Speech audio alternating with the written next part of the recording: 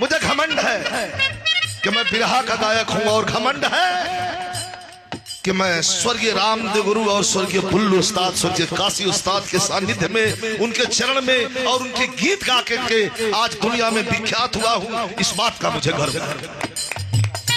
उससे पहले हम इस धरती को नमन करते हैं और ये धरती इसलिए भी वंदनीय है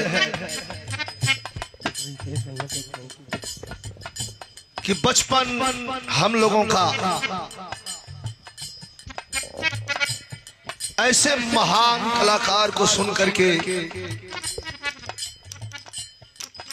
और उसी माटी में खेल करके उनकी गीतों से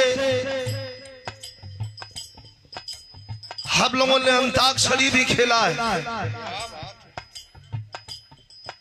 स्कूल से लेकर के खेत खलिहान तक बिरहा की शुरुआत जब हमने किया, हमारे आदरणीय दीप जी भी बैठे हैं, बिरहा की शुरुआत जब हमने किया, प्रमुख जी, तो ये सच्चाई है, मंच पे हूं, झूठ नहीं बोलूंगा।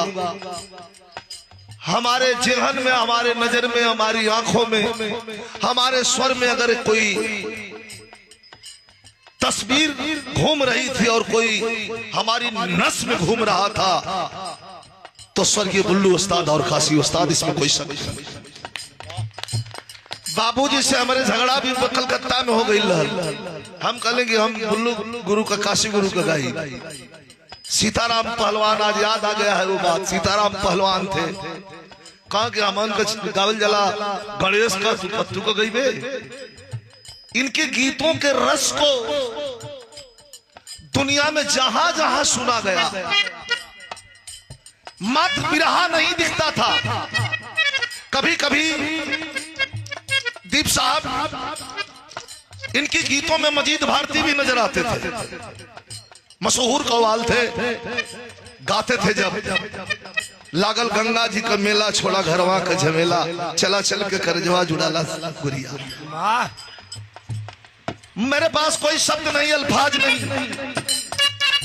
और मुझे गर्व भी है, मुझे घमंड है कि मैं बिरहा का गायक हूं और घमंड है कि मैं स्वर्गीय रामदेव गुरु और स्वर्गीय बुल्लू उस्ताद, स्वर्गीय काशी उस्ताद के सानिध्य में, उनके चरण में और उनके गीत गा के आज दुनिया में विख्यात हुआ हूं। इस बात का मुझे गर्व है।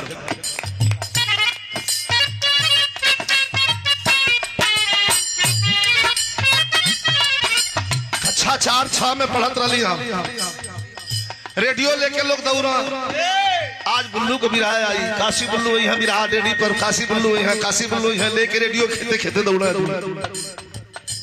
जब शुरू कर क्या गीत लिखी हुई थी हमारे कवि जी जोखन प्रसाद मधुकर जी बैठे हैं हमारे। अरे उठा उठा मोर राजा,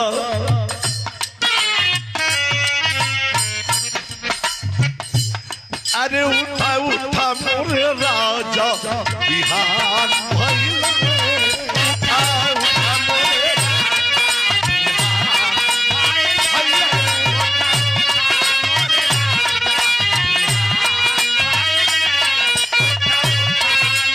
पूरा ना याद है, एक लाइन लास्ट वाली याद रहे गुरुजी, एक लाइन याद रहे।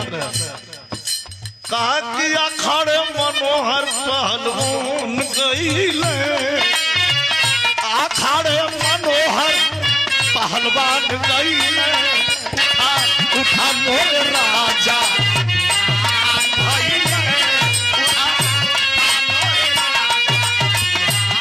भैया।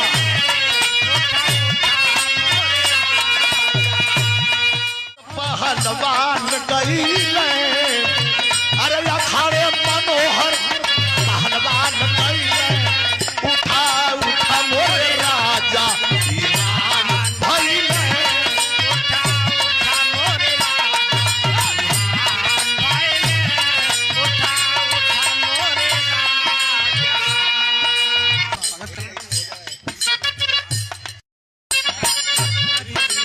वही समय का भाव चीज आदरणीय दीप जी प्रस्तुति क्यों कैसो गावे क्यों कैसे गावे लेकिन बारे बुल्लू उस्ताद अरे धरती धरती सोनवा गावे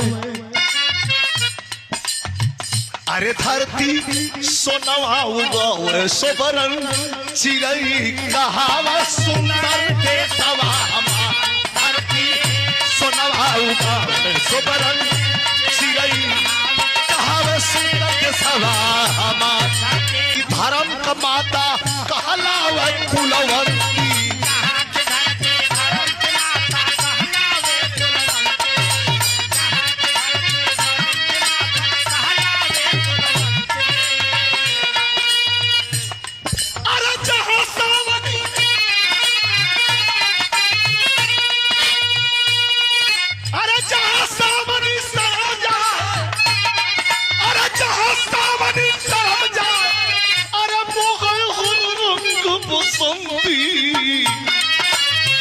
अरे पंछी भी कहाँ बोलावे अरे पंछी पंछी भी